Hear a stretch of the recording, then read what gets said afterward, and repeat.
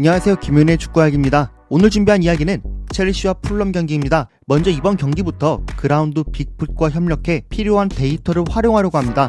이 경기는 두 팀 모두 득점하지 못한 경기가 되었는데요. 특히 첼시는 이번 겨울에 영입한 엔조, 무드릭은 선발로 나오고 마두에케, 다트로 포파나까지 교체 출전했지만 비겼던 경기였습니다.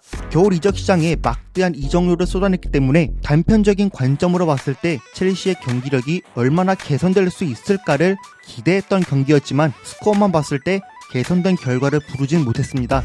물론 포터볼의 전술 의도는 어떤 부분이 있는지는 어느 정도 알 수 있었지만 이번 경기에서 중원이 삭제되는 모습이나 공격 패턴을 찾아보기 어려운 반응들도 볼 수 있었는데요. 그래서 이번 분석에서는 첼시의 중원이 삭제된 것처럼 보였던 이유와 포터의 전술 의도는 무엇이고 앞으로 포터가 어떤 부분에서 개선을 해야 하는지를 생각했습니다.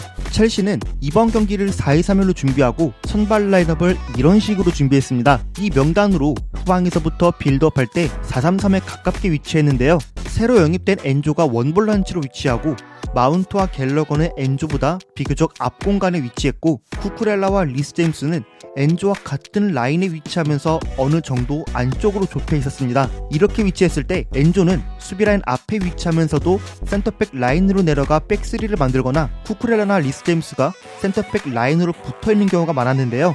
이처럼 풀백이 약간 안쪽으로 좁히거나 백스리를 만드는 의도는 안쪽에 위치하면서 바깥쪽으로 나갈 수 있는 패스 루트를 만들기 위함입니다. 풀럼의 상황을 보면 첼시의 빌드업을 견제하기 위해 지속적으로 4-4-2 형태를 만든 모습을 볼 수 있었는데요.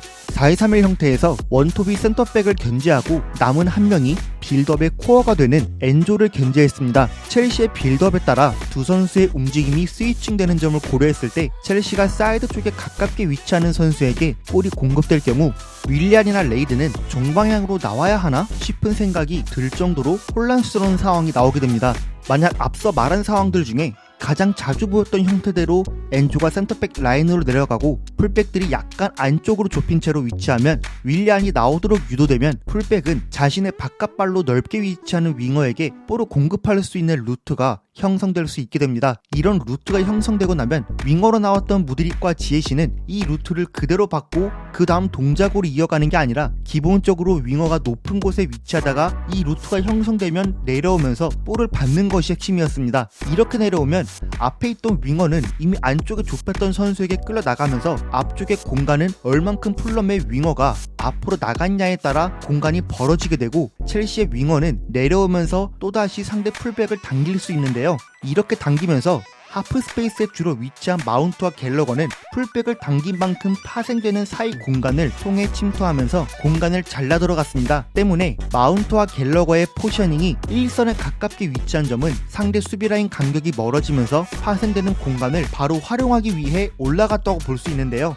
경기가 진행되면서 엔조가 앞으로 전진하기도 하지만 후방으로 내려갈수록 영향력이 떨어질 수 있기 때문에 쿠쿠렐라가 안으로 들어와 변칙적인 투볼란치를 유지하면서라도 마운트와 갤러거는 전진했습니다. 마운트와 갤러거는 이런 상황 외에도 이번 경기에서 종방향으로 내려오고 무드릭이 안쪽으로 좁혀서 풀백 안으로 들어오도록 유도하고 시야가 안으로 들어오는 타이밍에 쿠쿠렐라가 오버래핑하는 유사한 패턴들을 여러 차례 보였습니다. 상황을 이어서서 보면 좌측면에서 이 움직임을 통해 측면 빌드업이 잘 이루어지지 못해도 다시 뒤로 내주면 풀럼의 삼선은 이미 좁혀진 상태가 되었기 때문에 반대편에 지에시가 넓게 위치하고 삼선이 좁혀진 만큼 풀백이 또 나오거나 안 나오면 리스 제임스가 언더래핑하면서 밖으로 나오는 동선을 통해 풀백 끌고 나오면서 사이 공간 만들고 갤러거가 넓은 간격 공략하는 패턴 등 이런 패턴들은 첼시가 수없이 만들었습니다. 이런 과정을 만들면서도 첼시가 겪었던 문제점은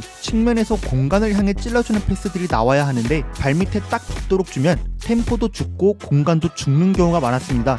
그라운드 빅풋에 의뢰했던 데이터를 먼저 보면 첼시가 측면에서 시도한 전진 패스는 34개이고 성공률은 67% 보여주고 있는데요. 전진 패스가 시도된 방향을 보게 되면 좌측면은 대각선으로 들어가는 패스는 부족했고 우측면은 대각선에 대한 패스는 어느 정도 시도되었어도 이 지역에서 윙어가 상대를 당겼을 때 이 지점에 들어가야 더 효율적인 장면들이 나올 수 있었습니다. 우측면에서 종방향의 전진 패스를 보여주면서 앞 공간으로 나가고자 했지만 실질적으로 측면의 윙어 역할을 했던 선수들의 측면 전진 패스의 빈도를 보면 무드릭은 단 한 번만 그쳤고 지에시는 왼발을 활용하기 때문에 다소 제한된 방향을 보였습니다. 그나마 마두에케가 종방향과 대각선으로 들어가는 시도를 많이 했던 걸 알 수 있는데요. 이후 이런 상황들이 많아지면서 측면에서 크로스를 올리는 상황에 마운트와 갤러거가 박스 안에 가담해 상대 선수들과 1대1로 매칭되면서 반대편 윙어가 프리해지는 상황들을 노릴 수 있었지만 실질적으로 크로스들이 대부분 높았기 때문에 득점하기는 더 어려웠습니다.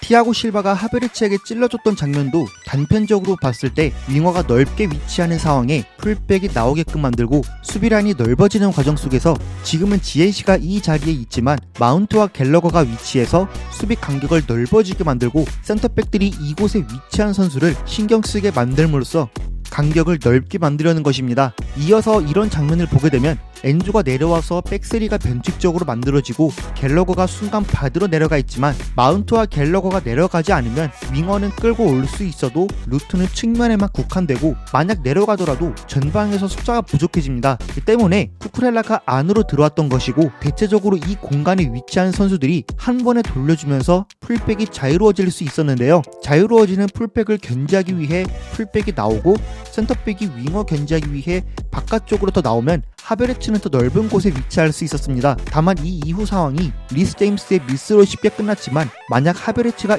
이어서 들어간다 하면 페널티 박스에 남을 수 있는 선수는 현실적으로 2명에서 지에시가 안쪽으로 들어가는 움직임을 보여주면 그나마 3명이 되는 숫자 싸움에서 부족할 가능성이 컸습니다. 다음으로 볼 부분은 첼시의 수비에 관한 부분인데 이번 경기 어쨌든 무실점으로 경기는 마쳤습니다. 하지만 첼시의 4-2-3-1 수비 형태는 여러 문제가 있었는데요. 기본적으로 풀럼이 4-3-3 형태에 가깝게 위치할 때 첼시는 4-2-3-1 형태에서 하베르츠가 반을 갈랐을 때 센터백을 견제하기 시작하면서 압박을 시작해야 했습니다. 이렇게 반 가르고 압박하더라도 센터백이 반대편으로 돌려주면 마운트가 나가고 하베르츠가 다시 2선 미드필더에게 압박하는 형태가 이루어져야 하는데 2선에서 1선 위치까지 나가는 움직임이 이루어지면 미드필더에게 다시 가하는 2차 수비 움직임도 부족하기 때문에 쉽게 풀리기도 했는데요. 기본적으로 하베르츠가 압박하는 타이밍과 범위의 감을 전혀 잡지 못하는 상황들이 너무 많았습니다. 때문에 센터백의 패스를 쉽게 내줌과 동시에 좌측 윙어였던 윌리안은 하프라인 쪽으로 내려오면서 중원 수적 우위를 잡게 되고 압박을 쉽게 풀었는데요.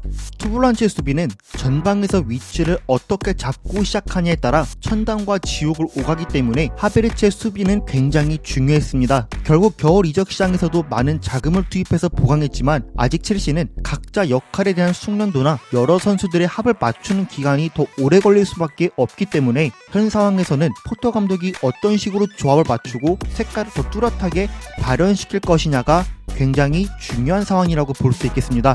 제가 오늘 준비한 분석은 여기까지입니다. 재밌고 유익하게 보셨다면 구독과 좋아요 부탁드리고 여러분들의 이 경기에 대한 의견도 댓글로 남겨주세요. 감사합니다.